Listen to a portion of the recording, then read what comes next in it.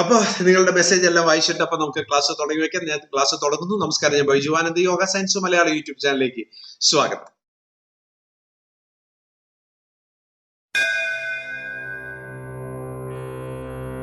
സൗഖ്യാർത്ഥം ധ്യാനം ജ്ഞാനാർത്ഥം ധ്യാനം ആരോഗ്യാർത്ഥം ധ്യാനം.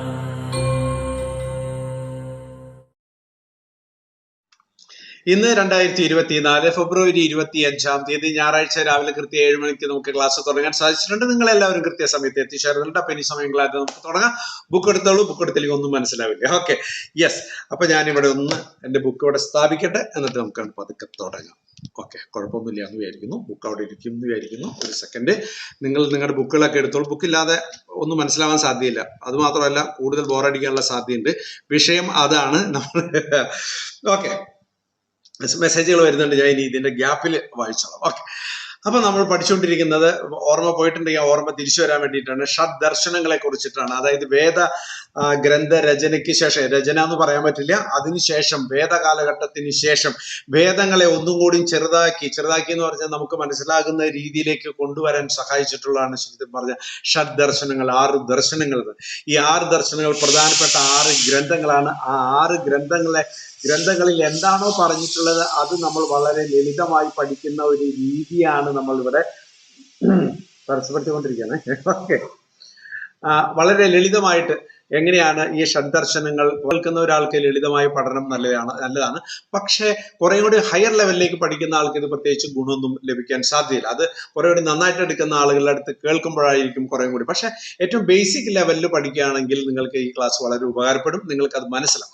അത് കഴിഞ്ഞിട്ട് കുറച്ചുകൂടി ഹയർ സ്റ്റേജിൽ നിങ്ങൾ പഠിക്കുകയാണെങ്കിൽ, അല്ലെങ്കിൽ മനസ്സിലാക്കുകയാണെങ്കിൽ പെട്ടെന്ന് മനസ്സിലാക്കാനുള്ള ഒരു സാധ്യത ഉണ്ടെന്നാണ് എൻ്റെ അനുഭവം എന്നെ പഠിപ്പിച്ചിട്ടുള്ളത്. അപ്പോൾ തീർച്ചയായിട്ടും നിങ്ങൾക്ക് ഏറ്റവും ബേസിക് രീതിയിലുള്ള ഒരു ക്ലാസ്സാണ് ഞാൻ തരുന്നത്. അപ്പോൾ ഷഡ്ദർശനങ്ങളെ കുറിച്ചുള്ള ക്ലാസ്സുകൾ. അപ്പോൾ ഷഡ്ദർശനങ്ങളിൽ ഇന്ന് നമ്മൾ പഠിക്കാൻ പോകുന്നത് 6ാമത്തെ ദർശനമായ ഉത്തരമീമാംസയാണ് നമ്മൾ ഇന്ന് പഠിക്കാൻ പോകുന്നത്. അപ്പൊ ആ പേജ് എടുത്തോളൂ. ഉത്തരമീമാംസ. അപ്പൊ കഴിഞ്ഞ ക്ലാസ്സിൽ നമ്മൾ കഴിഞ്ഞ 2 ആഴ്ച ക്ലാസ് ഉണ്ടായില്ല. 4-ാം തീയതി ആണെന്ന് തോന്നുന്നു ലാസ്റ്റ് നടന്ന ക്ലാസ്. പഠിക്കുന്നതിനെ കുറിച്ചിട്ടാണ് ഇന്ന് ഞാൻ പറയാൻ പോകുന്നത്. അപ്പോൾ ഇന്നത്തെ പേനും കൂടി വേണേ, അവിടെ തന്നെ എഴുതി വെച്ചുള്ള കുറെ കാര്യങ്ങൾ, അല്ലെങ്കിൽ നിങ്ങൾക്ക് മനസ്സിലായില്ല. അപ്പൊ ഉത്തരമീമാംസയെ കുറിച്ചിട്ടാണ് 7ാമത്തെ അധ്യായത്തിൽ നമ്മൾ ഷഡ്ദർശനങ്ങളിൽ 7ാമത്തെ ഏറ്റവും അവസാനത്തെ ദർശനാണ് ഇത് എന്നുള്ളത്. ഓക്കെ, അപ്പൊ പൂർവമീമാംസ എന്ന് പറഞ്ഞാൽ മുൻപിൽ എന്നർത്ഥം. അപ്പോ വേദത്തിന് മുമ്പിൽ എന്താണ് ഉണ്ടായത് അതിനെ കുറിച്ചാണ് പൂർവമീമാംസയിൽ പറഞ്ഞ്. എന്നാൽ ഇവിടെ ഉത്തരമീമാംസയിൽ പറഞ്ഞ് പിന്നീട് എന്തുണ്ടായത്, ഈ വേദ കാലഘട്ടത്തിന് ശേഷം അല്ലെങ്കിൽ വേദ രചനയ്ക്ക് ശേഷം എന്താണ് ഉണ്ടായത് അതിനെ കുറിച്ചിട്ടുള്ള ഒരു കാര്യങ്ങൾ, അതിനെ ഒരു കുറെ കാര്യങ്ങൾ കൂട്ടിച്ചേർത്തിട്ടുള്ള കാര്യങ്ങളുണ്ട്. അതിനെല്ലാം കൂട്ടിച്ചേർത്തിട്ടുള്ള പറയുന്നതാണ് ഉത്തരമീമാംസ. ഓക്കെ, അപ്പൊ അതിന്റെ ടോട്ടാലിറ്റി നിങ്ങൾക്ക് മനസ്സിലായെന്ന് വിചാരിക്കുന്നു. ഉത്തരമീമാംസയിൽ മൊത്തത്തിൽ എന്താണ് ഉദ്ദേശിച്ചിട്ടുള്ളത്, അതായത് വേദരചന എന്ന് പൂർണ്ണമായിട്ട് പറയാൻ പറ്റില്ല, നിങ്ങൾക്ക് മനസ്സിലാൻ വേണ്ടി ഞാൻ അങ്ങനെ പറയുന്നു. വേദകാലഘട്ടത്തിന് ശേഷം അല്ലെങ്കിൽ വേദരചനയ്ക്ക് ശേഷം എന്തൊക്കെ ഈ വേദവുമായിട്ട് ബന്ധപ്പെട്ട് എന്തൊക്കെ ഉണ്ടായിട്ടുണ്ടോ അതിനെ എല്ലാം ഉൾപ്പെടുത്തിക്കൊണ്ട് പറയുന്ന ഒരു പേരാണ് ഉത്തരമീമാംസ. ചെയ്യുന്നതാണ്, വേണമെങ്കിൽ ക്രിറ്റിസിസം ചെയ്യുന്നതാണ്, നമ്മൾ പറയില്ലേ, ഒരു അന്വേഷണം നടത്തുന്നതാണ്, അല്ലെങ്കിൽ അതിന്റെ ഒരു റിഫ്ലക്ഷൻ ആണ്, ഒരു പ്രതിബിംബമാണ്. അതിനുശേഷം എന്തൊക്കെ ഉണ്ടായി, വേദങ്ങളുമായിട്ട് ബന്ധപ്പെട്ട് അതിനുശേഷം എന്തെല്ലാം രേഖകളുണ്ടായി അതിനെ കുറിച്ച് പഠിക്കുന്നതാണ് ഈ ഉത്തരമീമാംസ. പറഞ്ഞു മനസ്സിലായെന്ന് വിചാരിക്കുന്നു. ഉത്തരം എന്ന് ഇവിടെ ഉത്തര എന്ന് നമ്മൾ ഇവിടെ ഉദ്ദേശിച്ചിരിക്കുന്നത് വേദത്തിന് ശേഷം നടത്തും. മീമാംസ എന്ന് പറഞ്ഞ ഒരു അന്വേഷണം നടത്തും, ഒരു പ്രതിബിംബം, ഒരു ക്രിറ്റിസിസം, വിമർശനാത്മകമായിട്ട് വേണമെങ്കിൽ പറയാം. അതാണ് മീമാംസ അതുകൊണ്ട് ഉദ്ദേശിക്കുന്നത്. ഓക്കെ, അപ്പൊ 2 വാക്കിന്റെ അർത്ഥമാണ്. അപ്പൊ ഈ വേദ കാലഘട്ടത്തിന് ശേഷമുണ്ടായ ഗ്രന്ഥങ്ങളെയൊക്കെ ഉൾപ്പെടുത്തിക്കൊണ്ട് നമ്മൾ ഒരു അന്വേഷണം നടത്തുന്നു. ഇതാണ് ഉത്തരമീമാംസ. പൂർവമീമാംസ ഇതിന് മുമ്പുണ്ടായ എന്താണോ അതിനെ കുറിച്ചിട്ടുള്ള ഒരു പഠനമാണ്, അല്ലെങ്കിൽ ഒരു അന്വേഷണമാണ് പൂർവമീമാംസ. 2 ക്ലിയർ ആയി എന്ന് വെച്ചു. ക്ലിയർ ആണെങ്കിൽ ഒന്ന് കൈവക്കി കാണിച്ചു. Okay, yes. അപ്പൊ 2 അതിന്റെ മനസ്സിലായി നടക്കും. ക്ലിയർ ആയി. ഓക്കെ, ഞാൻ മുന്നോട്ട് പോവാണ്. ഉത്തരമീമാംസ എഴുതിയത് അല്ലെങ്കിൽ അതിന്റെ ഒരു ആധികാരിക രേഖ എന്ന് പറയാവുന്ന രീതിയിൽ ആക്കിയത് ബദരായന മഹർഷിയാണ്. അത് ഇതിന് രൂപം കൊടുത്തിട്ടുള്ളത്, ഈ ഉത്തരമീമാംസയ്ക്ക് രൂപം കൊടുത്തിട്ടുള്ളത് ബദരായന മഹർഷിയാണ്. അദ്ദേഹത്തിന്റെ പേര് പിന്നീട് വരുന്നുണ്ട്, അതുകൊണ്ട് നിങ്ങൾ അവിടെ എഴുതി വെക്കണമെന്ന് നിർബന്ധമില്ല. Okay, yes. ഇനി എന്താണ് ഈ ഉത്തരമീമാംസയിൽ പറഞ്ഞിട്ടുള്ളത്? പറഞ്ഞിട്ടുള്ളത് ഉത്തരമീമാംസയെ കുറിച്ച് പറഞ്ഞിട്ടുള്ളത് ഈ വേദങ്ങളെ പലതായിട്ട് നമ്മൾ തിരിക്കാറുണ്ട്. അപ്പൊ ഇതിൽ തിരിച്ചിരിക്കുന്നുണ്ട്, വേദങ്ങളെ തിരിച്ചിരിക്കുന്നത് ആ മൂന്നായിട്ടാണ് തിരിച്ചിരിക്കുന്നത്. വേദങ്ങളെ ഈ ഉത്തരമീമാംസ പ്രകാരം മൂന്നായിട്ട് തിരിച്ചിരിക്കും. അതാണ് ഇതിൽ പറയാൻ പോകുന്നത്. നോക്കിയോളൂ, ആമുഖത്തിൽ എന്താണ് പറഞ്ഞത് നോക്കൂ, അപ്പൊ നമുക്ക് പെട്ടെന്ന് മനസ്സിലാവും.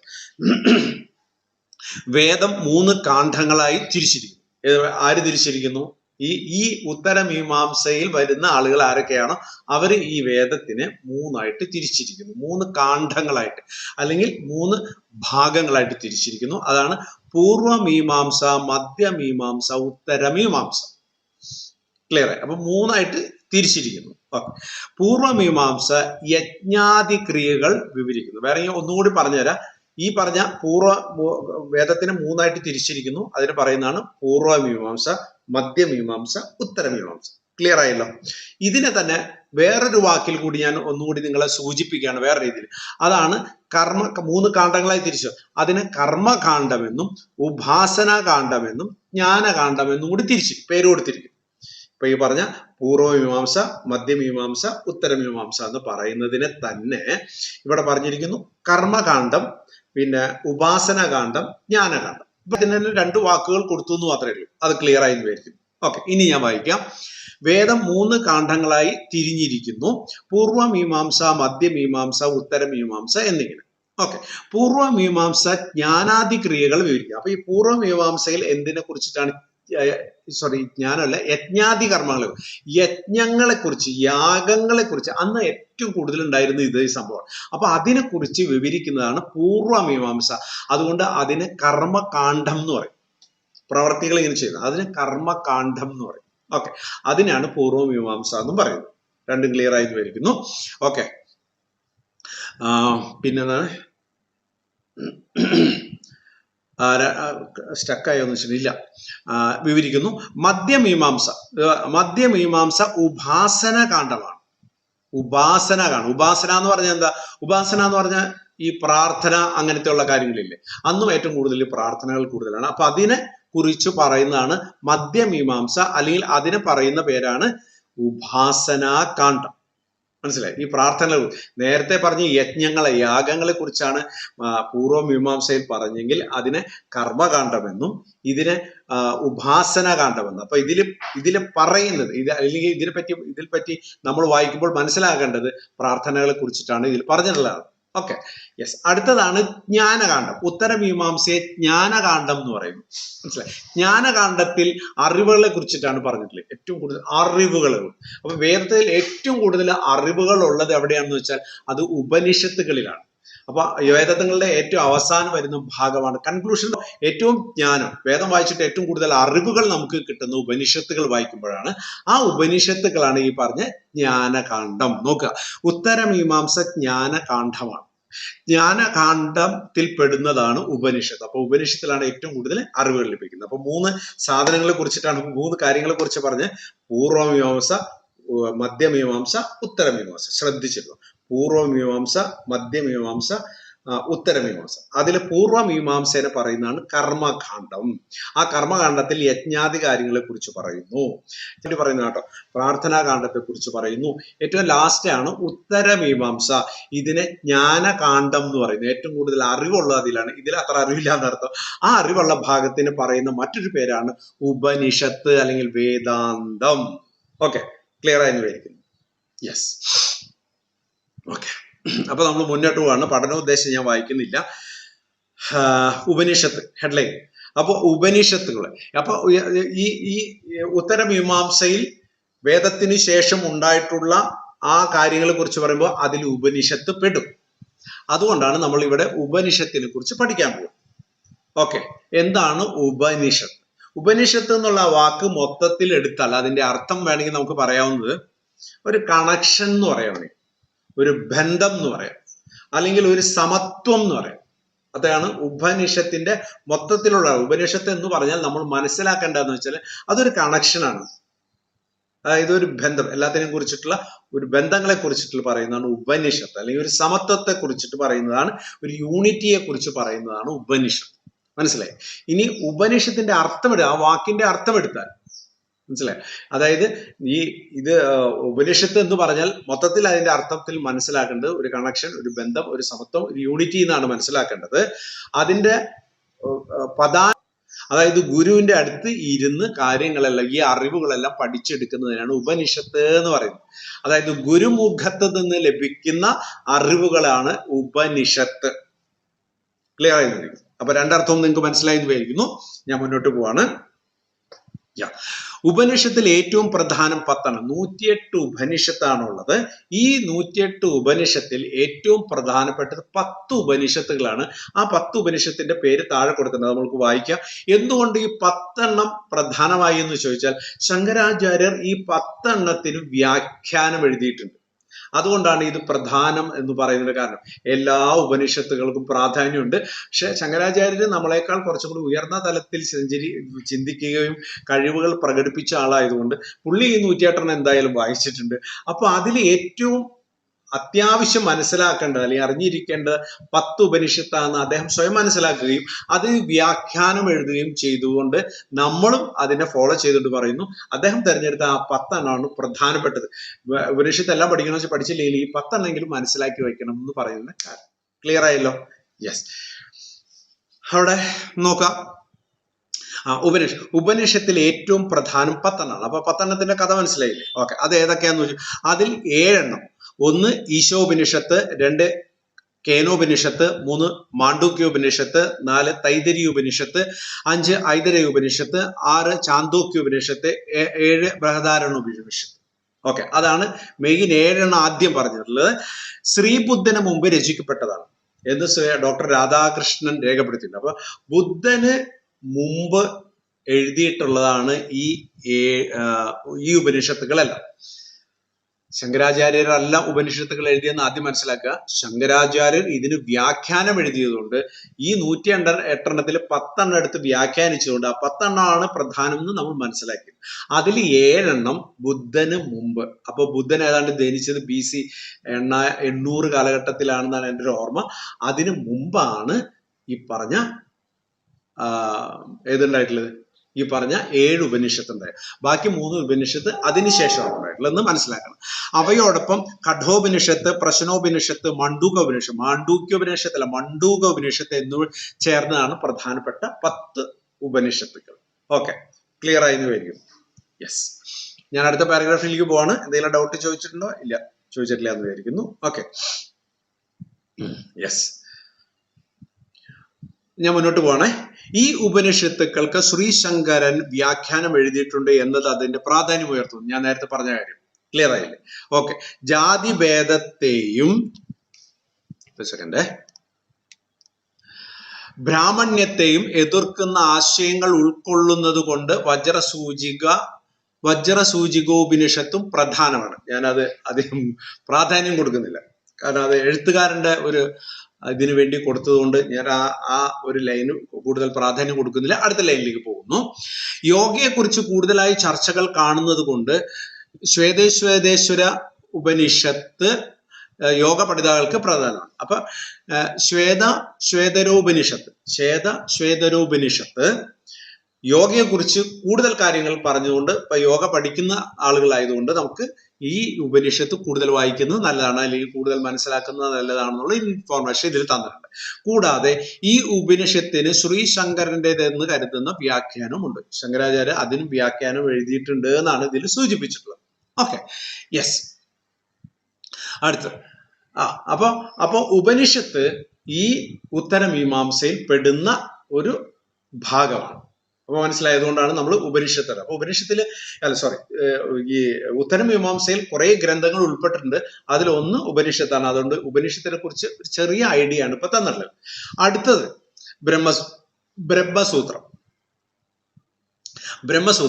ബ്രഹ്മസൂത്രം ഇതിൽ ഈ ഉത്തരമീമാംസയിൽ പെടുന്നുണ്ട്.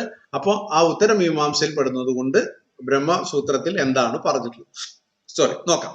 ബാദരായനാണ് ഇത് രചിച്ചിട്ടുള്ളത്. നേരത്തെ പറഞ്ഞ ഉത്തരമീമാംസയുടെ രചയിതാവ് തന്നെയാണ് അദ്ദേഹത്തിനാണ്. അതായത് ഈ ബ്രഹ്മസൂത്രത്തെ പറയുന്ന വേദാന്ത സൂത്രം, നേരെ ഉപനിഷത്ത് എന്ന് പറഞ്ഞില്ലേ, അതിനെ വേദങ്ങളുടെ അവസാനം, ഇതിന് അങ്ങനെ കൂടി പറയുന്നുണ്ട്. ബ്രഹ്മസൂത്രത്തെ വേദാന്ത സൂത്രം എന്നും കൂടി നമ്മൾ പറയുന്നുണ്ട്. ഓക്കെ, നോക്കുക. ഇനി എന്താണ് അതിൽ എഴുതിയിരുന്നത് നോക്കുക. ബ്രഹ്മം, ഈശ്വരൻ. ഈശ്വരനെ കുറിച്ചിട്ടാണ് അതിൽ പറഞ്ഞു. സൂത്രം എന്ന് പറഞ്ഞാൽ നമുക്കറിയാം, നേരത്തെ പതഞ്ജലി യോഗ സൂത്രം എന്ന് പറഞ്ഞാൽ സൂത്രത്തിൽ കുറെ പ്രത്യേകതകളുള്ള, അപ്പൊ സൂത്രം രൂപത്തിലാണ് ഇത് രചിച്ചിട്ടുള്ളത് എന്നർത്ഥം. ഓക്കെ. പരസ്പര വിരുദ്ധം എന്ന് തോന്നുന്ന ഉപനിഷത്തുക്കളിലെ പരാമർശങ്ങളുടെ അന്തരാർത്ഥം ചൂണ്ടിക്കാണിച്ച് സംശയ ദൂരീകരണം നടത്തുകയും ഏകത്വത്തിലേക്ക് നയിക്കുകയും ചെയ്യുന്ന ഗ്രന്ഥമാണ് ബ്രഹ്മസൂത്രം. അപ്പൊ ബ്രഹ്മസൂത്രം എന്താണെന്ന് പറഞ്ഞാല് നമുക്ക് ഉപനിഷത്തുക്കളില് അതിന്റെ ഉപനിഷത്തിൽ പറഞ്ഞ പല അർത്ഥങ്ങളും വളരെ വ്യക്തമായിട്ട് മനസ്സിലാകാതെ, അതിന്റെ ആന്തരിക അർത്ഥം മനസ്സിലാകാതെ ഇരിക്കുകയും തെറ്റായ ധാരണകൾ നമ്മുടെ ഉള്ളിലേക്ക് കൊണ്ടുവരുന്നതിന് അങ്ങനെ ഉണ്ടാകുന്ന സംശയങ്ങളെ മാറ്റുന്നതിന് വേണ്ടിയാണ് ശരിക്കും ബ്രഹ്മസൂത്രം ഉണ്ടായിട്ടുള്ളത്. ക്ലിയർ ആയില്ലേ? അപ്പൊ ഈ പറഞ്ഞ ഉപനിഷത്തുകളിൽ നമുക്ക് തോന്നുന്ന സംശയങ്ങളെ വ്യാഖ്യാനിച്ച് തന്നിട്ടുള്ളതാണ് എന്നർത്ഥം. ഓക്കെ. ഉപനിഷത്തുക്കളെ ആഴത്തിൽ മനസ്സിലാക്കാൻ ബ്രഹ്മസൂത്രം സഹായിക്കും. അപ്പൊ ഉപനിഷത്തുകൾ വായിക്കുന്നതിന് മുമ്പ് ബ്രഹ്മസൂത്രം വായിച്ചാൽ നല്ലതെന്നർത്ഥം.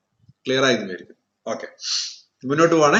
ബ്രഹ്മസൂത്രങ്ങൾ എന്നറിയപ്പെടുന്ന വേദാന്ത സൂത്ര രചനയിലൂടെ ഉപനിഷത്ത് ദർശനങ്ങളുടെ ഏകോപനം സാധ്യമാക്കിയത് ബാദരായണനാണ്. അപ്പൊ ബാദരായണനാണ് ഈ ബ്രഹ്മസൂത്രങ്ങൾ, വേദാന്ത സൂത്ര രചന, ഉപനിഷത്ത് ദർശനങ്ങൾ. അപ്പൊ ഉപനിഷത്ത് ദർശനങ്ങൾ ഇങ്ങനെ ചിതറിക്കെടുക്കുകയാണെങ്കിൽ അതിനൊന്ന് ഏകോപിച്ച് നമുക്ക് മനസ്സിലാക്കുന്ന രീതിയിൽ ആക്കി തീർത്ത് അതിന് ബ്രഹ്മസൂത്രം എന്നൊരു ഗ്രന്ഥമാക്കി തീർത്ത് ബാദരായണന് അർത്ഥം. നേരത്തെ പറഞ്ഞ കാര്യങ്ങൾ തന്നെ ഒന്നുകൂടി വ്യക്തമാക്കി എന്നർത്ഥം. ഈ ബാദരായണൻ വ്യാസൻ തന്നെയാണെന്ന് കരുതുന്നവരുണ്ട്. ഇദ്ദേഹം വ്യാസൻ തന്നെയാണെന്ന് കരുതുന്നവരുണ്ട്. ഓക്കെ. ആകെ 555 വരെ സൂത്രങ്ങളിലൂടെയാണ് വേദാന്ത ദർശനം ക്രോഡീകരിക്കപ്പെട്ടിട്ടുള്ളത്. മനസ്സിലായി? ഓക്കെ. ഈ വേദാന്ത ദർശനം എന്ന് പറഞ്ഞില്ലേ, നേരത്തെ ഞാൻ പറഞ്ഞില്ലേ, ഇതിനെ ബ്രഹ്മസൂത്രത്തെ വേദാന്ത ദർശനം എന്നും കൂടി പറയുന്നുണ്ട്. 555 പരം സൂത്രങ്ങൾ. അപ്പൊ 555 സൂത്രങ്ങളാണ് ഇതിലുള്ളത് എന്നർത്ഥം. ഓക്കെ. ബ്രഹ്മസൂത്രത്തിന്റെ ആദ്യ സൂത്രം അധതോ ബ്രഹ്മ ജിജ്ഞാസ. അധതോ ബ്രഹ്മ ജിജ്ഞാസ എന്നാണ്. അതായത് ബ്രഹ്മത്തെ കുറിച്ച് അറിയാനുള്ള ആഗ്രഹം എന്നാണ് അതിനർത്ഥം. അപ്പൊ ഇനി അധതോ എന്ന് പറഞ്ഞാൽ ഇനി, അപ്പൊ ഇതിനു മുമ്പ് ബാക്കി ഗ്രന്ഥങ്ങളൊക്കെ പഠിച്ചു കഴിഞ്ഞിട്ട് ഇനി ഏതിനെ കുറിച്ച്, ബ്രഹ്മ ജിജ്ഞാസ, ബ്രഹ്മത്തിനെ കുറിച്ച് അറിയാനുള്ള ആഗ്രഹത്തെ കുറിച്ചിട്ട് നമുക്ക് ഇനി പഠിക്കാം എന്നാണ്. അപ്പൊ ഈ ഗ്രന്ഥത്തിൽ തുടങ്ങുന്നത് അങ്ങനെയാണ്. ആ ഗ്രന്ഥത്തിൽ ബ്രഹ്മം, ആരാണ് ബ്രഹ്മം, ആ ബ്രഹ്മത്തെ അറിയാൻ നമുക്കൊരു ജിജ്ഞാസയുണ്ട്, ഒരു ആഗ്രഹമുണ്ട്. അതാണ് ഇനി ഇതിൽ പറയാൻ പോകുന്നത് എന്നാണ് അതിലെ ആദ്യത്തെ സൂത്രത്തിൽ പറയുന്നത് എന്നർത്ഥം. ബ്രഹ്മസൂത്രത്തിൽ ആദ്യം പറയുന്നത് ഇനി നമുക്ക് ബ്രഹ്മത്തെ കുറിച്ച് പഠിക്കാം എന്നാണ് പറഞ്ഞിട്ടുള്ളത്. ഓക്കെ. ഈ കാണുന്ന ജഗത്തിന് കാരണമായിട്ടുള്ളത് ബ്രഹ്മമാണ്. അതായത് ഈ കാണുന്ന പ്രപഞ്ചം ഉണ്ടാകാൻ കാരണമായിട്ടുള്ളത് ബ്രഹ്മമാണ്.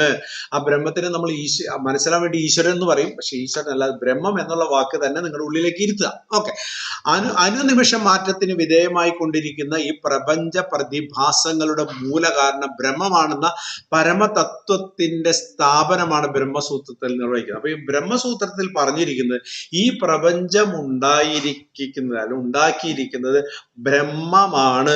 ആ ബ്രഹ്മത്തിനെ നമ്മൾ ഡൈല്യൂട്ട് ചെയ്ത് കൊണ്ടുവരുമ്പോഴാണ് ഈശ്വരൻ, പരമാത്മാവ്, ആത്മാവ് എന്നൊക്കെ പറഞ്ഞ അത് പാടില്ല. അവിടെ ബ്രഹ്മമാണ്. ഈ ബ്രഹ്മമാണ് ഈ പ്രപഞ്ചത്തിന്റെ സൃഷ്ടിക്ക് കാരണമായിട്ടുള്ളത്, മൂലകാരണമായിട്ടുള്ളത് എന്ന് നമ്മൾ ഈ ബ്രഹ്മസൂത്രം എന്ന ഗ്രന്ഥത്തിലൂടെ മനസ്സിലാക്കണം എന്ന് പറഞ്ഞിട്ടുള്ളത്. ഓക്കെ. യെസ്. അതായത് ജന്മാദ്യസ്യായക അടുത്ത സൂത്രമായിരിക്കണം. നോക്കാം. അതായത് ഈ ജഗത്തിന്റെ ഉൽപ്പത്തി സ്ഥിതി ലയങ്ങൾ യാതൊന്നിൽ നിന്നാണോ അതാണ് ബ്രഹ്മം. അതായത് ഏതിൽ നിന്നാണോ ഈ ഇതുണ്ടായിരിക്കുന്നത്, അതായത് ഈ ജഗത്തിന്റെ ഉൽപ്പത്തി ഏതിൽ നിന്നാണോ അതാണ്, എവിടെ നിന്നാണോ ഈ പ്രപഞ്ചം ഉണ്ടായിരിക്കുന്നത് ആ ഉണ്ടായ സ്ഥാനം എന്ന് പറയുന്നതാണ് ബ്രഹ്മം. മൂലകാരണം എന്ന് പറയുന്നത് ബ്രഹ്മമാണ്. അതാണ് ഈ പറഞ്ഞ വാക്കിന്റെ ഈ സൂത്രത്തിന്റെ അർത്ഥം. ബ്രഹ്മമാണ് ഉപദാന കാരണം. ബ്രഹ്മമാണ് ഉപദാന കാരണം. ഉപദാനം എന്ന് പറഞ്ഞാൽ ദാനം കൊടുക്കാന്ന് പറഞ്ഞ എന്താ? ദാനം കൊടുക്കാന്ന് പറഞ്ഞാൽ ഗിഫ്റ്റ്, സമ്മാനം. ഉപദാന കാരണം. അപ്പൊ അതാണ് അതിന്റെ സമ്മാനത്തിന് കാരണം. അതായത് ഈ പ്രപഞ്ചം കാരണം ഒരു ഗിഫ്റ്റ് ആണ്. അതായത് ബ്രഹ്മാവിന്റെ ഒരു, അല്ലെങ്കിൽ ബ്രഹ്മത്തിന്റെ ഒരു ഗിഫ്റ്റ്, സമ്മാനമാണ് ഈ പ്രപഞ്ചം. പിന്നെ അതാണ് നിമിത്ത കാരണമാണ്. അത് ഈ പ്രപഞ്ചം ഉണ്ടായത് ഈ ബ്രഹ്മത്തിന്റെ കഴിവ് മൂലമാണ് എന്ന് പറയുന്ന പോലെ തന്നെ അതൊരു നിമിത്തമാണ്. നിമിത്തം എന്ന് പറഞ്ഞാൽ എന്താ? ഇപ്പൊ അവിടെ ഒരു ആക്സിഡന്റ് ഉണ്ടായി, ആക്സിഡന്റ് നമ്മൾ ചെന്ന് പെട്ടു, നമ്മൾ പറയും അത് എന്റെ നിമിത്തമാണെന്ന് പറയില്ലേ. അപ്പൊ ഈ പ്രപഞ്ചം ഉണ്ടാകേണ്ടത് അതിന് കാരണം ഒരു നിമിത്തമാണ്. ആ നിമിത്തമായത് ഈ പറഞ്ഞ ബ്രഹ്മമാണ് എന്നർത്ഥം. അപ്പൊ അതൊരു സമാനമാണ്, അതൊരു നിമിത്തമാണ്. അതുകൊണ്ടാണ് ആ രണ്ട് വാക്ക് അവിടെ ഉപയോഗിച്ചിരിക്കുന്നത്. ഉപദാന കാരണവും അതുപോലെ തന്നെ നിമിത്ത കാരണവും എന്നർത്ഥം. ഏതാണ്ടൊക്കെ പിടികിട്ടിയെന്ന് വിചാരിക്കുന്നു. ഓക്കെ, എന്ന് ബാദരായനൻ പറയുന്നു. ക്ലിയർ ആയില്ലേ? ഓക്കെ, ആയി ഒന്ന് പറഞ്ഞോളൂ. ക്ലിയർ ആയിന്ന്. ഇച്ചിരി ബുദ്ധിമുട്ടുണ്ട്, നിങ്ങളുടെ ശ്രദ്ധ അങ്ങോട്ടും ഇങ്ങോട്ടും പോയി കഴിഞ്ഞാൽ മനസ്സിലാവില്ല. ഓക്കെ, ബ്രഹ്മം ഈശ്വര സങ്കല്പത്തിന് ഉപരിയാണ്. അപ്പൊ ഈശ്വരനല്ല ബ്രഹ്മം, അതിന്റെ അപ്പുറത്തേക്കാണ്. മനസ്സിലായില്ലേ? അപ്പൊ ചിലർ ചോദിക്കുന്നുണ്ട്, ഈശ്വരനാണ് ഇത് ഉണ്ടാക്കിയെങ്കിൽ ഈശ്വരനെ ആരുണ്ടാക്കി എന്നൊക്കെ ചോദിക്കാറുണ്ട്. അപ്പൊ ഈശ്വരനല്ല, ഈശ്വരൻ അത് ഞാൻ തുടക്കം പറഞ്ഞു. നമ്മൾ സിമ്പിൾ ആക്കിയിട്ട് ബ്രഹ്മത്തെ ഈശ്വരൻ എന്നൊക്കെ പറയാറുണ്ട്. പക്ഷെ ഈശ്വരനല്ല ബ്രഹ്മം എന്ന് നമ്മൾ മനസ്സിലാക്കണം. ഇപ്പൊ നമ്മൾ പ്രാണായാമം പഠിക്കുമ്പോൾ പ്രാണൻ എന്ന് പറഞ്ഞാൽ ആദ്യം നമ്മൾ പഠിക്കും ശ്വാസമാണെന്ന് ഉണ്ട്. ആ പ്രാണനാണ് നമ്മുടെ ശരീരത്തിലേക്ക് പോകുന്നത്, ആ എനർജി. അങ്ങനെ മനസ്സിലാക്കുന്ന പോലെയാണ് ഇത്. ഇനി നമ്മൾ മനസ്സിലാക്കുമ്പോൾ ബ്രഹ്മം എന്ന് പറഞ്ഞാൽ ഇത് ഈശ്വരനാണെന്ന് മനസ്സിലാക്കാൻ പാടില്ല. അതാണ് ബ്രഹ്മം ഈശ്വര സങ്കല്പത്തിന് ഉപരിയാണ്. കാരണം ഈശ്വരന് ഗുണമുണ്ട്. ഈശ്വരന് പല ഗുണങ്ങളുണ്ട് അല്ലെ? നമ്മള് 100 രൂപ ഇട്ടിട്ട് ഈശ്വരൻ എന്റെ ലോട്ടറി അടിക്കണേന്ന് പറയുന്ന പോലെ അപ്പൊ ഈശ്വരന് ചില ഗുണങ്ങളുണ്ട്. അന്ന് അവനെ കൊടുത്തേക്കാം, അതാണ് ഈശ്വരൻ. പക്ഷെ ബ്രഹ്മം നിർഗുണമാണ്. ഒരു കാര്യമില്ല, ബ്രഹ്മത്തിനോട് എന്ത് പറഞ്ഞിട്ട് ഒരു കാര്യമില്ല. പുള്ളി നിർഗുണനാണ്, ഒരു കാര്യമില്ല. അതായത് ജഗത്തിന്റെ കാരണമാണ് ബ്രഹ്മം. പക്ഷെ പുള്ളി സ്വന്തമായിട്ട് കുറെ കാര്യങ്ങളുണ്ട്, കുറെ കപ്പാസിറ്റി ഉണ്ട്. അത് പുള്ളി ചെയ്തുകൊണ്ടിരിക്കും. പക്ഷെ നമുക്ക് എന്തെങ്കിലും വേണം എന്ന് ചോദിച്ചാലൊന്നും കിട്ടൂല. അത് ഈശ്വരനോട് പോയി ചോദിക്കണം. പുള്ളിയാണ് നമ്മുടെ അങ്ങോട്ടും ഇങ്ങോട്ടും തമ്മിലുള്ള കമ്മ്യൂണിക്കേഷൻ കേട്ടോ. പുള്ളിയാണ് നമുക്ക് ആവശ്യത്തിന് ലോട്ടറി അവിടെ അടിക്കട്ടെ, ഇവിടെ മറ്റേ ഇത് കൊടുക്കട്ടെ എന്നൊക്കെ പറഞ്ഞ് കൊടുക്കുന്നത് ഈശ്വരനാണ്. നിങ്ങൾ ബ്രഹ്മത്തിനോട് പ്രാർത്ഥിച്ചിട്ട് കാര്യമില്ല, പുള്ളി നിർഗുണനാണ്. പ്രത്യേകിച്ച് ഗുണങ്ങളൊന്നും നമുക്ക് കിട്ടില്ല എന്നാണ്. ക്ലിയർ ആയില്ലേ? അപ്പൊ ഈശ്വരനാണ് ഈ പ്രപഞ്ചം ഉണ്ടാക്കിയതെന്ന് പറഞ്ഞാൽ തെറ്റല്ലേ? തെറ്റാണ്. ഈ തിയറി അനുസരിച്ച് തെറ്റാണ്. അപ്പൊ ഈശ്വരനല്ലേ പ്രപഞ്ചം ഉണ്ടാക്കി? ഈശ്വരന് മുന്നേ സംഭവം ഉണ്ട്. ആര്? ബ്രഹ്മമാണ്. അപ്പൊ ആരാണ് ബ്രഹ്മം എന്ന് ചോദിക്കാൻ പാടില്ല. അവിടെ നിന്ന് തുടങ്ങിയിട്ടുള്ളത്. അത് എല്ലാത്തിലും എങ്ങനെയാ? ആധുനിക സയൻസിൽ ബിഗ് ബാങ് തിയറി അവിടെ നിന്നാണെങ്കിൽ മിണ്ടാൻ പാടില്ല, അതിനപ്പുറത്തേക്ക് മിണ്ടാൻ പാടില്ല. Okay, yes. എന്താണ് കേട്ടിരിക്കുക? അങ്ങോട്ട് കേറുന്നില്ല, കട്ടിയാണ് എന്ന് പറഞ്ഞിട്ടുണ്ട്. ഇച്ചിരി ബുദ്ധിമുട്ടുണ്ട്. പക്ഷെ എനിക്കെന്തോ എല്ലാം മനസ്സിലാവുന്നുണ്ട്. എനിക്കെല്ലാം മനസ്സിലാവുന്നതുകൊണ്ടാണ് നിങ്ങൾക്ക് ഇത്ര സിമ്പിൾ ആയിട്ട് എനിക്ക് പറഞ്ഞു തരാൻ പറ്റുന്നത്. എന്നിട്ട് മനസ്സിലാവാൻ ബുദ്ധിമുട്ടുണ്ടെങ്കിൽ ഓഡിയോ എടുക്കുക, വീണ്ടും ബുക്കൊന്ന് വായിക്കുക, വീഡിയോ എടുക്കുക, വീഡിയോ ഒന്നുകൂടി കണ്ടു നോക്കുക സമയം അനുസരിച്ച്. അപ്പൊ നിങ്ങൾക്ക് മനസ്സിലാവാനുള്ള സാധ്യതയുണ്ടെന്ന് ഞാൻ വിശ്വസിക്കുന്നു. എല്ലാം ഒരു വിശ്വാസമാണല്ലോ. Okay, yes. അപ്പൊ നമ്മൾ ഉത്തരമീമാംസയിൽ ഉൾപ്പെടുന്നതാണ് ഉപനിഷത്ത്. അതിനെക്കുറിച്ച് ഏകദേശം ഒരു ധാരണ കിട്ടി. പിന്നെയാണ് ബ്രഹ്മസൂത്രം എന്ന ഗ്രന്ഥം ഉണ്ടെന്ന് ഇപ്പൊ മനസ്സിലായിട്ടുണ്ട്. അടുത്താണ് ഭഗവത്ഗീത ഈ വിഭാഗത്തിൽപ്പെടുന്നതാണ്. അതുകൊണ്ട് ഭഗവത്ഗീതയെ കുറിച്ച് നമ്മൾ പറയാം. ഭഗവത്ഗീതയെ കുറിച്ച് ഡീറ്റെയിൽ ആയിട്ട് നമുക്ക് പറയേണ്ട കാര്യമില്ല, ഓൾറെഡി നമുക്കറിയാം. ബ്രഹ്മസൂത്രത്തിന് ശേഷം വേദാന്ത തത്വപ്രതിപാദകമായ ഗ്രന്ഥമായി കണക്കാക്കുന്നത് ഭഗവത്ഗീതയാണ്. ഭഗവത്ഗീതയാണ് ഇതിന് ശേഷം, ബ്രഹ്മസൂത്രത്തിന് ശേഷം ഈ വേദാന്ത ഉപനിഷത്തുകളെ കുറിച്ച് പറഞ്ഞിട്ടുള്ള ഗ്രന്ഥം. അതായത് വ്യാഖ്യാനം സിമ്പിൾ ആയിട്ട് പറഞ്ഞിട്ടുള്ള ഗ്രന്ഥം. ഓക്കെ, അതായത് വേദം വായിച്ചിട്ട് മനസ്സിലായില്ലെങ്കിൽ നിങ്ങൾ ഉപനിഷത്ത് വായിക്കുക, ഉപനിഷത്ത് വായിച്ചിട്ട് മനസ്സിലായില്ലെങ്കിൽ നിങ്ങൾ എന്ത് വായിക്കുക? നേരെ ഭഗവത്ഗീത ഒന്ന് വായിക്കുക. അപ്പൊ റെഡിയാവും. ഓക്കെ, അർജുനൻ എന്ന സംശയാലുവിന് നൽകുന്ന ഉപദേശ രൂപത്തിലാണെങ്കിലും ശ്രീകൃഷ്ണന്റെ ഉപദേശത്തിലൂടെ ബ്രഹ്മസങ്കല്പം ഗൃഹസ്ഥ ജീവിതത്തിന്റെ എല്ലാ സന്ദർഭങ്ങളിലും പ്രായോഗിക സാധ്യമായി പരിണമിക്കുന്നു. അതായത് ഈ ബ്രഹ്മത്തിലേക്ക് ലയിക്കാൻ, ബ്രഹ്മത്തിലേക്ക് എത്തിച്ചേരാൻ, പ്രത്യേകിച്ച് സന്യാസി ജീവിതം ഉണ്ടെങ്കിലേ സാധ്യമാകൂ എന്ന് വിശ്വസിച്ചിരുന്നിടത്താണ് സാധാരണ ജീവിതം നയിക്കുന്ന ഒരാൾക്കും ബ്രഹ്മത്തിലേക്ക് എത്തിച്ചേരാമെന്ന് പഠിപ്പിക്കുന്നതാണ് ഭഗവത്ഗീത. വല്ലതും മനസ്സിലായോ? അതായത് ബ്രഹ്മത്തിലേക്ക് എത്താൻ സന്യാസ ജീവിതം വേണമെന്നാണ് നമ്മളൊക്കെ മനസ്സിലാക്കിയിട്ടുള്ളത്. ഹിമാലയത്തിൽ പോയി ഇരിക്കുന്നവരൊക്കെ ബ്രഹ്മത്തിലേക്ക് എത്താൻ പറ്റുള്ളൂ എന്നാണ് നമ്മൾ മനസ്സിലാക്കിയത്. അതല്ല, ഗൃഹസ്ഥ ജീവിതം നയിക്കുന്നവർക്കും ബ്രഹ്മത്തിലേക്ക് എത്തിച്ചേരാൻ സാധിക്കുമെന്ന് തെളിയിക്കുന്ന ഗ്രന്ഥമാണ് ഭഗവത്ഗീത. ഇപ്പൊ മനസ്സിലായില്ല എന്താണെന്ന് അതിലുള്ളത്? അല്ലാണ്ട് കൊല്ലാൻ വേണ്ടിയിട്ടാണ് അർജുനനെ പ്രോത്സാഹിപ്പിക്കുന്നത്, അതൊരു കൊല്ലുന്ന ഗ്രന്ഥമാണ് എന്നൊക്കെ പറയുന്നവരോട് പറയാൻ ഇത്രയേ ഉള്ളൂ. അപ്പൊ അതായത് ബ്രഹ്മത്തിലേക്ക് എത്താൻ, ഈശ്വരനിലേക്ക് എത്താനല്ല, അതിന്റെ അപ്പുറത്തെ ആളിലേക്ക് എത്താൻ നിങ്ങൾക്ക് താല്പര്യമുണ്ടെങ്കിൽ ഏറ്റവും സിമ്പിൾ ആയിട്ട് മനസ്സിലാക്കാൻ പറ്റുന്ന, അതിൽ എന്തൊക്കെ ചെയ്യണമെന്ന് മനസ്സിലാക്കാൻ പറ്റുന്ന ഒരു ഗ്രന്ഥമാണ് ഭഗവത്ഗീത എന്നാണ് ഇത്ര നേരം ഞാൻ വായിച്ചതിൽ നിന്ന് എനിക്ക് മനസ്സിലായിട്ടുള്ളതും ഞാൻ നിങ്ങളെ മനസ്സിലാക്കാൻ ശ്രമിച്ചിട്ടുള്ളത്. ക്ലിയർ ആയില്ലേ? Okay, yes. ദൈവികതയുള്ള ജീവാത്മാവിന് പരമാത്മാവായി, അതായത് ദൈവികം എന്ന് വെച്ചാൽ ഈ പറഞ്ഞ ഈശ്വരത്വമുള്ള ജീവാത്മാവിന്.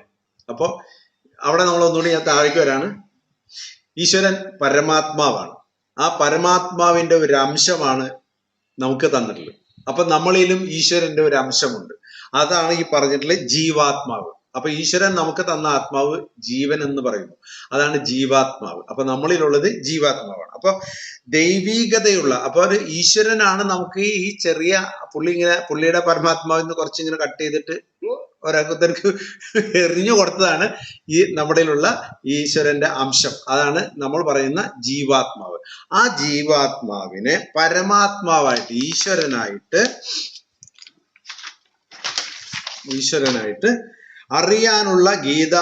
അറിയുവാനാണ് ഗീത ഒരുവനെ പ്രാപ്തനാക്കുന്നത്. സംഭവം നേരത്തെ പറഞ്ഞു തന്നെ.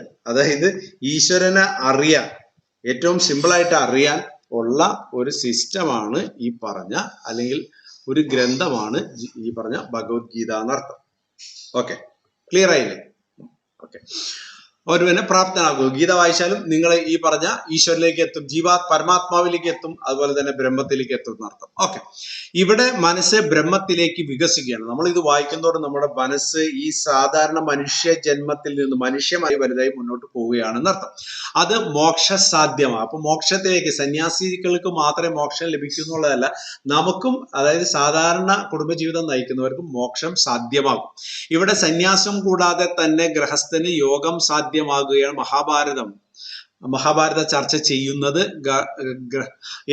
ഗൃഹസ്ഥന്മാരെ സംബന്ധിച്ചാണല്ലോ. അപ്പൊ ഹയർ ലെവലിലേക്ക് എത്താൻ, ഈശ്വരനിലേക്ക് എത്താൻ വേണ്ടി, അല്ലെങ്കിൽ ബ്രഹ്മാവിലേക്ക് എത്താൻ വേണ്ടിയിട്ട് നമുക്ക് ഒരു ഗൃഹസ്ഥന് ചെയ്യേണ്ട ഏറ്റവും എളുപ്പ വഴി എന്ന് പറഞ്ഞാൽ ഭഗവത്ഗീത, മഹാഭാരതമൊക്കെ വായിക്കുകയാണെന്ന് അർത്ഥം. ഓക്കെ, ബന്ധുക്കളുമായുള്ള ബന്ധത്തിൽ കൂടുന്ന പ്രതിസന്ധികളെയാണല്ലോ പ്രശ്നം.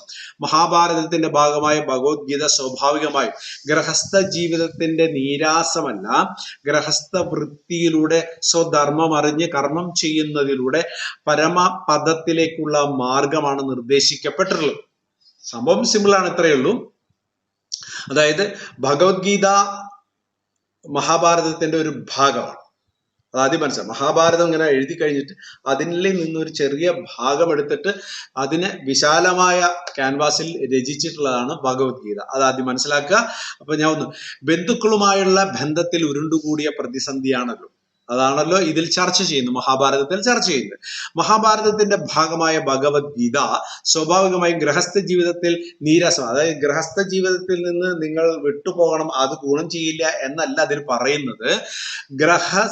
ഗൃഹസ്ഥത്തിലൂടെ, അതായത് നമ്മൾ ഗൃഹസ്ഥനായി ജീവിക്കുകയും സ്വധർമ്മം അറിഞ്ഞ് നമുക്ക് എന്താണോ ചെയ്യാനുള്ള ധർമ്മം, എന്തോ കർമ്മമാണ് ചെയ്യാനുള്ളത്, അതിലൂടെ പരമപദത്തിലേക്ക്, ഈശ്വരനിലേക്ക് എത്താനുള്ള മാർഗമാണ് പറഞ്ഞിട്ടുള്ളത്. അപ്പൊ നമ്മൾ മഹാഭാരതം വായിക്കുമ്പോഴും ഭഗവത്ഗീത വായിക്കുമ്പോഴും ഈശ്വരനിലേക്ക് എത്താൻ, പരമപദത്തിലേക്ക് എത്താൻ, പരമാത്മാവിലേക്ക് എത്താനുള്ള റൂട്ടാണ് പറഞ്ഞു തരുന്നത് എന്നർത്ഥം. Okay, yes. ഉപനിഷത്ത്, ബ്രഹ്മസൂത്രം, ഭഗവത്ഗീത ഇവയെ മൂന്നും ചേർത്ത് പ്രസ്ഥാനത്രയം എന്ന് പറയും. അപ്പൊ നേരത്തെ പറഞ്ഞു ഉത്തരമീമാംസ എന്ന് പറഞ്ഞാൽ ഈ മൂന്നെണ്ണമാണ്. ഏതൊക്കെ? ഉപനിഷത്ത്, ബ്രഹ്മസൂത്രം, ഭഗവത്ഗീത. ഇതിനെ മൂന്നും ഉൾക്കൊള്ളിച്ചുകൊണ്ടാണ് ഉത്തരമീമാംസ ഉണ്ടായിരിക്കുന്നത്. അതുകൊണ്ട് ഈ മൂന്നെണ്ണത്തിന് ചേർത്ത് പ്രസ്ഥാനത്രയം എന്ന് പറയും. Okay, yes. പ്രസ്ഥാനത്രയമാണ് വേദാന്ത ദർശനത്തിന്റെ അടിസ്ഥാനം. വേദാന്ത ദർശനങ്ങളുടെ അടിസ്ഥാനം എന്ന് പറഞ്ഞാൽ ഈ മൂന്ന് ഗ്രന്ഥങ്ങളാണ്. ഓക്കെ, ക്ലിയർ ആയിരിക്കുന്നു. അടുത്ത് ബ്രഹ്മം. ഇനി ബ്രഹ്മത്തെ കുറിച്ച് ഒന്ന് വിവരിക്കുന്നുണ്ട്. മനസ്സിലാവുമെന്ന് അറിയില്ല, എനിക്ക് അറിയാവുന്ന രീതിയിൽ ഞാൻ പറഞ്ഞുതരാം. എന്താണ് ബ്രഹ്മം? സ്വാമി വിവേകാനന്ദൻ ചിക്കാഗോ പ്രസംഗത്തിൽ നിന്നുള്ള ചില വരികൾ ഉദ്ധരിക്കാം. ചിക്കാഗോ പ്രസംഗം, അദ്ദേഹം ചിക്കാഗോയിൽ പോയി ആദ്യം 3 മിനിറ്റ് സംസാരിച്ചു. പിന്നെ 30ഓളം പ്രസംഗങ്ങൾ ഉണ്ടായി. 30ആണോ 300ആണോ പ്രസംഗം? അത് ആ 3 മിനിറ്റിലുള്ള സംസാരത്തിൽ തന്നെയാണ് കേട്ടോ. സൃഷ്ടിക്ക് ആദ്യമോ അന്തമില്ല. ഈ പ്രപഞ്ചം എന്നുണ്ടായി എന്നുള്ളതിന് പ്രത്യേകിച്ച് ഒരു കാലഘട്ടമില്ല. അതിങ്ങനെ അനാദിയാണ്. ഓക്കെ, വേദങ്ങൾ ഉപദേശിക്കുന്നു. ഓക്കെ, വിശ്വശക്തിയുടെ ആകെത്തുക സദാ സമമാണെന്ന് ശാസ്ത്രം തെളിയിച്ചിട്ടുള്ളതായി പറയപ്പെടുന്നു. അതായത് വിശ്വശക്തി എന്ന് പറയുന്നത് ഈക്വൽ ആണ്, യൂണിറ്റിയാണ്. ഓക്കെ, എന്ന് ശാസ്ത്രം തെളിയിച്ചിട്ടുണ്ട്. അപ്പോൾ ഒന്നുമില്ലാതിരുന്ന ഒരു കാലം ഉണ്ടായിരുന്നെങ്കിൽ ഈ വ്യക്തശക്തിയെല്ലാം എവിടെയായിരുന്നു? അപ്പൊ നമ്മൾ പറയുന്നു ഒന്നും ഉണ്ടാകാതിരുന്ന ഒരു കാലഘട്ടം ഉണ്ട് എന്ന് നമ്മൾ ചിന്തിക്കുകയാണെങ്കിൽ ഈ ശക്തികളൊക്കെ എവിടെയായിരുന്നു? അപ്പോൾ വിവേകാനന്ദൻ പറയുന്നത് വെച്ചാൽ ഇത് എന്നുണ്ടായെന്ന് വെച്ചാൽ ഇത് ഇവിടെ സ്ഥിരമാണ്. ഒരു ഇന്ന ദിവസം ഇത് ഉണ്ടായെന്നോ അല്ലെങ്കിൽ ഇന്ന മാസം ഇത് ഉണ്ടായൊന്നുമില്ല. അന്ന് മുതൽ ഈ സ്ഥാനം ഇവിടെ ഉണ്ട്, അങ്ങനെ മനസ്സിലാക്കിയുള്ളൂ. അപ്പൊ നമുക്ക് ഇങ്ങനെ ചിന്തിച്ചു ഓരോ BC AC ഒന്നും നോക്കിയിട്ട് പോകേണ്ട കാര്യമില്ല. ഇത് ഇവിടെ ഉണ്ടായിരുന്നു, ഇത്രയേ ഉള്ളൂ. ഇവിടെ അപ്പൊ എന്തായി, അതിന്റെ അപ്പുറത്തേക്ക് ഇനി ചിന്തിക്കേണ്ടെന്നായി പറയുന്നതിന്റെ അർത്ഥം. ഓക്കെ, അപ്പൊ ഇതെല്ലാം എവിടെയായിരുന്നു? ഇത് ഈശ്വരനിൽ അവ്യക്തമായിരുന്നു എന്ന് ചിലർ പറയുന്നു. ഇത് ഈശ്വരൻ ഉണ്ടായിരുന്നു, നാട്ടിൽ ഈശ്വരൻ ഒരു ദിവസം ഫൂ എന്ന് പറഞ്ഞ് ഉണ്ടാക്കിയതാണ് എന്ന് ചിലർ ധരിച്ചു വെച്ചിട്ടുണ്ട്. എങ്കിൽ ഈശ്വരൻ ചിലപ്പോൾ അവ്യക്ത ശക്തിയും ചിലപ്പോൾ വ്യക്തശക്തിയുമാകും. അപ്പൊ അങ്ങനെ വരുമ്പോ ചിലയിടത്ത് ഈശ്വരൻ ക്ലിയർ ആയിട്ട് കാര്യങ്ങൾ, ചിലയിടത്ത് അവ്യക്തമായിട്ട് കാര്യങ്ങൾ പറയുന്ന അർത്ഥം. ഓക്കെ, അത് ഈശ്വരനെ വികാരയാക്കും. ഈശ്വരനും ചില ഇമോഷണലൊക്കെ ഉണ്ടാക്കും എന്ന് പറയാം. വികാരമുള്ളതെല്ലാം കൂട്ടെല്ലാം വിനാശമെന്നും വികാരത്തിന് വിധേയമാകണം. അപ്പൊ ഇത് ഈശ്വരനും വികാരങ്ങൾ ഉണ്ടാവും. ഈശ്വരന് ചിലയിടത്ത് ഇഷ്ടമാവും, ചിലയിടത്ത് ദേഷ്യമാവും. നമ്മൾ അങ്ങനെയുള്ള ഈശ്വരനെ നമ്മൾ ദിവസം പ്രാർത്ഥിക്കുക. എന്നാൽ യഥാർത്ഥത്തിൽ അതല്ല എന്നാണ് പറയുന്നത്. ഓക്കെ, പിന്നെ അപ്പോൾ ഈശ്വരൻ നശിക്കും. അങ്ങനത്തെ ഈശ്വരനാണെങ്കിൽ ഈശ്വരൻ എന്തായാലും നശിക്കും. അതുപോലെ ഇതബന്ധം, അതുകൊണ്ട് സൃഷ്ടി ഇല്ലാതിരുന്ന കാലം ഒരിക്കലും ഉണ്ടായില്ല. ഇത് ബന്ധമല്ല, ഇത് അബദ്ധമാണ്, ഇത് തെറ്റാണെന്നാണ് നമ്മുടെ വിവേകാനന്ദൻ പറഞ്ഞത്. അപ്പൊ ഈശ്വരൻ ഒരു സുപ്രഭാതത്തിൽ ഉണ്ടായി, എന്നിട്ട് ഈശ്വരന് ഇഷ്ടമുള്ളതൊക്കെ ഉണ്ടാക്കി, അങ്ങനെയാണ് നമ്മൾ ധരിച്ചു വെച്ചത്. അതുകൊണ്ടാണ് നമ്മൾ അമ്പലത്തിലോ പള്ളിയിലോ പോയി ചെന്നിട്ട് നമ്മൾ പ്രാർത്ഥിക്കുക, എനിക്ക് അത് തരൂ, എനിക്ക് ഇത് തരൂ, എന്റെ മനസ്സമാധാനം തരൂ എന്നൊക്കെ പ്രാർത്ഥിക്കേണ്ട അർത്ഥം വെച്ചാൽ ഈശ്വരൻ വന്നിട്ട് എന്തോ കാര്യങ്ങളൊക്കെ നമുക്ക് ആവശ്യത്തിന് ചെയ്തു തരേണ്ടെന്ന് വിശ്വസിക്കുന്നതുകൊണ്ടാണ് നമ്മളൊക്കെ അങ്ങനെ പ്രാർത്ഥിക്കുന്നത്. ഒരിക്കലും 100 രൂപ ഇട്ടിട്ട് പ്രാർത്ഥിച്ചു കഴിഞ്ഞാൽ ഒന്നും അവിടുന്ന് തരാനുണ്ടാവില്ല. നമ്മളുടെ ഒരു സുഖത്തിന് വേണ്ടി നമ്മൾ പ്രാർത്ഥിക്കും. കാരണം തെറ്റിദ്ധാരണ ഉള്ളിൽ കയറിയിരിക്കുന്നത്, ആ തെറ്റിദ്ധാരണ ഉള്ളിൽ കയറിയിരുന്നുകൊണ്ടാണ് നമ്മൾ അങ്ങനെ പ്രാർത്ഥിക്കുന്നത്. നമുക്ക് എന്തെങ്കിലും അവിടെ നിന്ന് കിട്ടും എന്ന് പറഞ്ഞിട്ട്. കാരണം നമ്മളെ പോലെ ഒരു മനുഷ്യനാണ് അവിടെ ഇരിക്കുന്നത്. അപ്പൊ ആ മനുഷ്യനോട് ചോദിച്ചു കഴിഞ്ഞാൽ അങ്ങോട്ട് തരും. പുള്ളിക്ക് അങ്ങനെ കുഴപ്പമൊന്നുമില്ല, എവിടെ നിന്ന് വേണമെങ്കിലും എടുത്തിട്ട് ഇങ്ങനെ വീശാം എന്നൊക്കെ വിചാരിച്ചു വെച്ചിട്ടാണ് നമ്മൾ അവിടെ ചെന്ന് പ്രാർത്ഥിക്കുന്നത്. ഇത് അബദ്ധമാണെന്നാണ് വിവേകാനന്ദൻ പറഞ്ഞിട്ടുള്ളത്. മനസ്സിലായില്ലേ? അപ്പൊ നമ്മൾ ഈ പ്രാർത്ഥിക്കുന്ന രീതിയൊക്കെ തെറ്റാണെന്ന് പണ്ടേ എഴുതി വെച്ചിട്ടുണ്ട്. പക്ഷെ നമ്മൾ അതൊന്നും വിശ്വസിക്കുന്നില്ല. നമ്മുടെ സ്വന്തം കാര്യം വരുമ്പോൾ നമ്മൾ ഇതൊക്കെ ചെയ്യാറുണ്ടെന്നാണ്. Note the point. ഓക്കെ, അപ്പൊ എന്തായാലും അതുകൊണ്ട് സൃഷ്ടി ഇല്ലാതിരുന്ന കാലം ഒരിക്കലും ഉണ്ടായില്ല. അപ്പൊ സൃഷ്ടി എന്ന് പറഞ്ഞ കാലം ഇല്ലാത്ത ഒരു കാലമില്ല. എന്ന് നമ്മൾ മനുഷ്യൻ ഉണ്ടായത് എപ്പോഴും ഉണ്ടായിട്ടുണ്ട്, പക്ഷെ അതിന് മുമ്പേ ഇത് ഉണ്ടായിരുന്നു അർത്ഥം. ഓക്കെ, മനുഷ്യൻ ഇല്ലായിരുന്നു. മനുഷ്യൻ ഉൾപ്പെടെയുള്ള സമസ്ത പ്രപഞ്ചത്തെയും സത്ത അഥവാ ഉണ്മയെയാണ് ബ്രഹ്മം എന്ന് വിശേഷിപ്പിക്കുന്നത്. അപ്പൊ ഇവിടെ എന്തൊക്കെയുണ്ടോ അതൊക്കെ നേരത്തെ ഉണ്ടായിട്ടുണ്ട്. അതിനെയാണ് ഉണ്മ, സത്യം. ഈ കാണുന്നതെല്ലാം സത്യമാണ് എന്ന് ഉണ്മയാണ്, ഒരു സത്യത്തിൽ നിന്നാണ് ഇത് ഉണ്ടായിട്ടുള്ളത് എന്ന് നമ്മൾ വിശ്വസിക്കേണ്ടിയിരിക്കുന്നു. അല്ലാതെ ആരെങ്കിലും വന്ന് ഒരു സുപ്രഭാതത്തിൽ ഉണ്ടാക്കിയതല്ല. ഇത് അനാദികാലത്ത്, അതായത് ടൈം പറയാൻ പറ്റില്ല, അന്നു മുതലേ ഈ എല്ലാ സാധനങ്ങളും ഇവിടെ ഉണ്ടായിരുന്നു എന്നർത്ഥം. ഓക്കെ, അപ്പൊ ബ്രഹ്മം അന്നു മുതലേ ഉണ്ട് എന്നർത്ഥം. ഇന്ദ്രിയങ്ങളിലൂടെ നമ്മൾ അറിയുന്നതെല്ലാം കേവലം പേരുകൾ മാത്രം. അപ്പൊ നമ്മൾ ഈ പഞ്ചേന്ദ്രിയങ്ങളിലൂടെ കാണുന്നതും കേൾക്കുന്നതും രുചിക്കുന്നതും എല്ലാം വെറും പേരുകൾ മാത്രം. നമ്മൾ കൊടുത്തിട്ടുള്ള പേര്. ഈശ്വരന്മാരിങ്ങനെ പേരുകളൊക്കെ നമ്മൾ കൊടുത്തിട്ടുള്ള ഈശ്വരന്മാരാണ്, നമ്മൾ കൊടുത്തിട്ടുള്ള ഷേപ്പ് മാത്രം. അല്ല, ഇങ്ങനെ ഒന്നുമല്ല ഈ പറഞ്ഞ സംഭവം. അപ്പൊ നമ്മൾ നമ്മുടെ ആവശ്യത്തിനനുസരിച്ച് ഓരോ ഈശ്വരന്മാരെ ഉണ്ടാക്കിയത് മാത്രമേ അല്ലാതെ അവരൊന്നും അല്ല ഇത് സൃഷ്ടിച്ചില്ല, അതിന് മുമ്പേ ഇതുണ്ട് എന്നർത്ഥം. ഓക്കെ, അതിനെക്കുറിച്ച് ചാന്തോക്യ ഉപനിഷത്തിൽ ഇങ്ങനെ പറയുന്നു എന്ന് പറഞ്ഞിട്ട് ഒരു ശ്ലോകം കൊടുത്തിട്ടുണ്ട്. ശ്ലോകം ഞാൻ വായിക്കുന്നില്ല, തൊട്ട് താഴേക്ക് പോകണം. ഓക്കെ, അല്ലയോ സൗമ്യ, ഒരു മൺകട്ടയെ അറിഞ്ഞു കഴിഞ്ഞാൽ മണ്ണുകൊണ്ടുണ്ടാക്കിയ കലം, കുടം മുതലായവ സകലതിനെയും അറിഞ്ഞതായി തീരുന്നു. നമ്മൾ ഒരു മണ്ണിനെ അറിയുകയാണെങ്കിൽ, ഒരു കുടത്തിനെ അറിയാൻ ശ്രമിക്കുന്നതിനേക്കാൾ നല്ലത് മണ്ണിനെ അറിയുകയാണ്. കാരണം ആ മണ്ണിൽ നിന്നാണ് കുടം ഉണ്ടായിട്ടുള്ളത്. അപ്പൊ ആ കൂട്ടത്തിനേക്കാൾ നല്ലത് നമ്മൾ മണ്ണിനെ അറിയുകയാണ്. മണ്ണിനെ അറിഞ്ഞതായി തീരുന്നു. ആകൃതിയിലെ വ്യത്യാസം വെറും പേരുകൾ മാത്രമാണ്. അപ്പൊ ഈ മണ്ണിനെടുത്ത് ചില ആകൃതിയിൽ ഉണ്ടാക്കിയിട്ട് ഒരു പേര് കൊടുത്തു എന്നല്ലാതെ അതിന്റെ മൂലരൂപം എന്ന് പറയുന്നത് മണ്ണാണ്. ആ മണ്ണിനെ അറിഞ്ഞു കഴിഞ്ഞാൽ നമുക്ക് എല്ലാം അറിയാവുന്ന അർത്ഥം.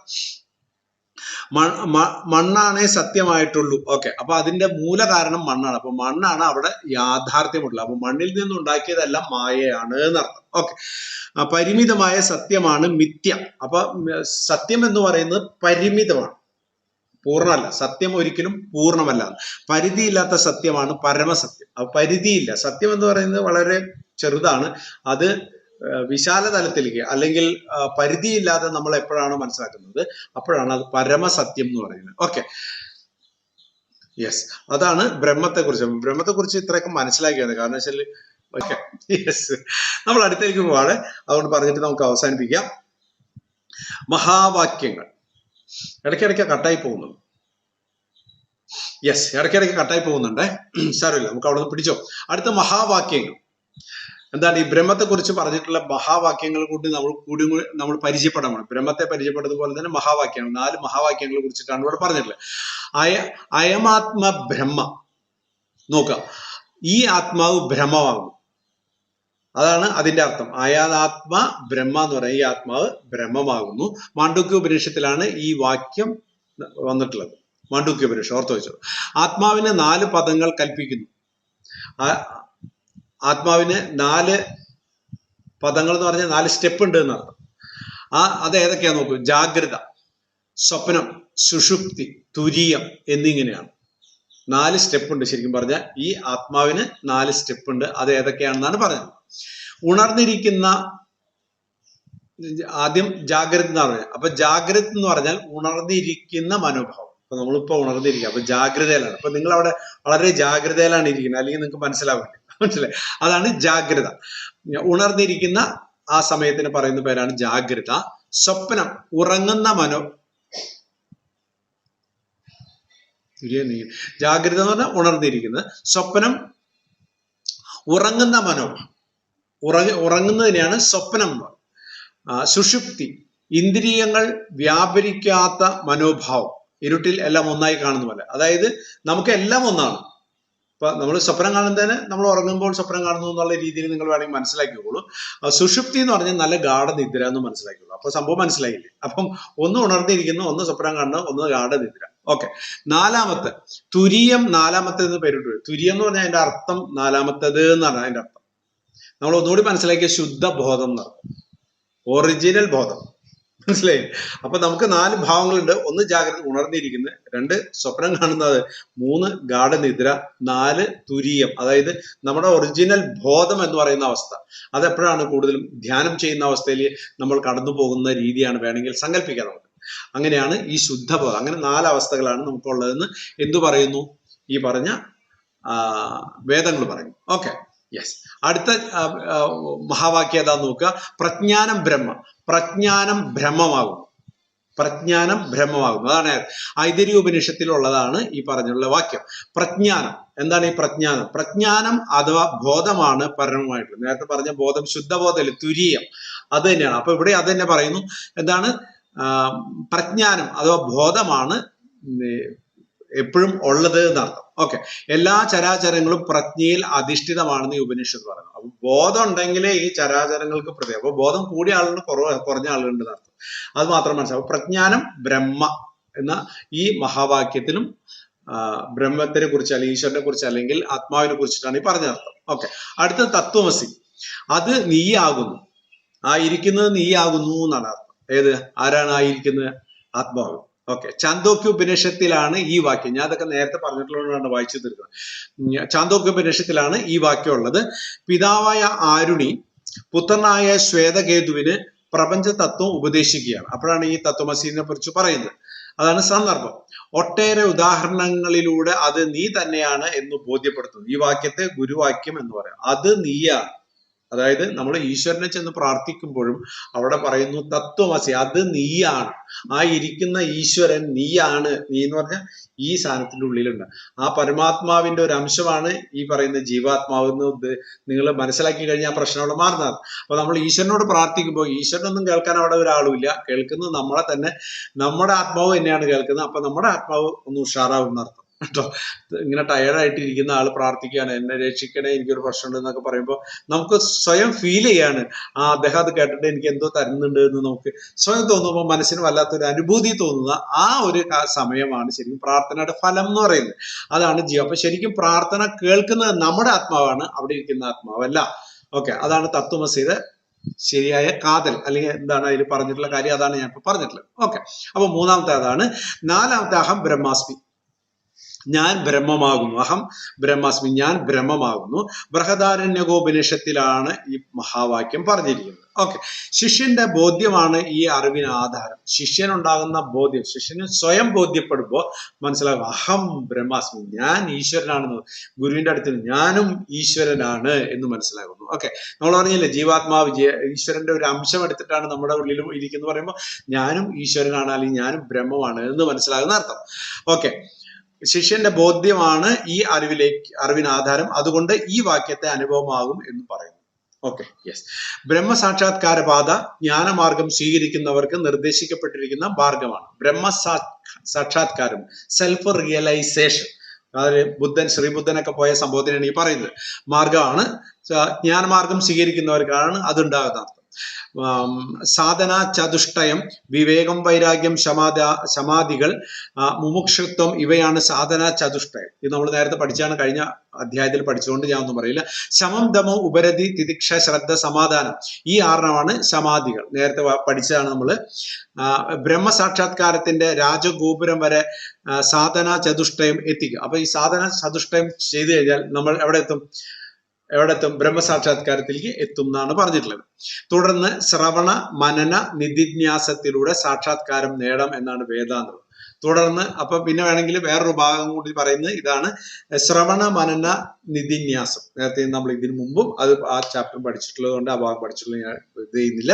അപ്പൊ ഈ പറഞ്ഞതാണ് ഈ ഉത്തരമീമാംസയിൽ പറഞ്ഞിട്ടുള്ള സംഭവം. അപ്പൊ ആത്മാവിനെ കുറിച്ചിട്ടാണ്, അല്ല ബ്രഹ്മത്തെ കുറിച്ചിട്ടാണ് ഇതിൽ വിവരിക്കുന്നത് അർത്ഥം. അതായത് വേദത്തിന് ശേഷം ബ്രഹ്മാവിനെ കുറിച്ച് എന്താണ്, ബ്രഹ്മത്തെ കുറിച്ച് എന്താണ് പറഞ്ഞിട്ടുള്ളത്, അതാണ് ഇവിടെ പറഞ്ഞിട്ടുള്ളത് എന്നർത്ഥം. ഏകദേശം മനസ്സിലായോ എന്ന് വെച്ചാൽ ഒന്നും മനസ്സിലാവാൻ സാധ്യതയില്ല. എന്നാൽ എന്തൊക്കെയോ ഉള്ളിക്കൂടെ പാറി പറന്നു പോയിട്ടുണ്ട്. തൽക്കാലം ആ പാറിപ്പറപ്പിൽ നമുക്ക് അവസാനിപ്പിക്കാം. Okay, yes.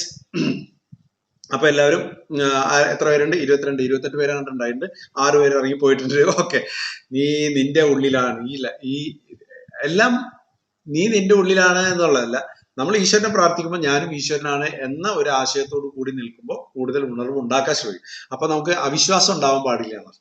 നമുക്ക് അങ്ങനെ വരുമ്പോൾ അവിശ്വാസം നമ്മളെ ഉണ്ടാവാനുള്ള സാധ്യത. അവിശ്വാസം എന്ന് പറയുന്നിടത്ത് ഈശ്വരൻ, നമ്മള് ലോകത്തിൽ എത്രയധികം ഈശ്വരന്മാരുണ്ടോ, ഏതെല്ലാം മതത്തിന് ഈശ്വരന്മാരുണ്ടോ, ആ മതത്തിലെ ഈശ്വരനെ എല്ലാം നമ്മൾ വിശ്വസിക്കുന്നിടത്താണ് നമ്മളൊരു വിശ്വാസിയാകുന്നത്, അല്ലെങ്കിൽ അവിശ്വാസി. മനസ്സിലായി? നമ്മൾ ഏതെങ്കിലും ഒരു ഈശ്വരനെ തള്ളിപ്പറയുന്നിടത്ത് നമ്മൾ അവിശ്വാസിയാവുക. അതായത് ഈശ്വരന് വിശ്വാസം ഇല്ല എന്നുള്ളത്. അല്ലാതെ ഇന്ന ഈശ്വരനെ എനിക്ക് ഇഷ്ടമാണ്, എനിക്ക് കൃഷ്ണന് ഇഷ്ടമാണ്, ശിവന് ഇഷ്ടമല്ല എന്ന് പറഞ്ഞാൽ നിങ്ങൾ നിരീശ്വരവാദിയാണ്.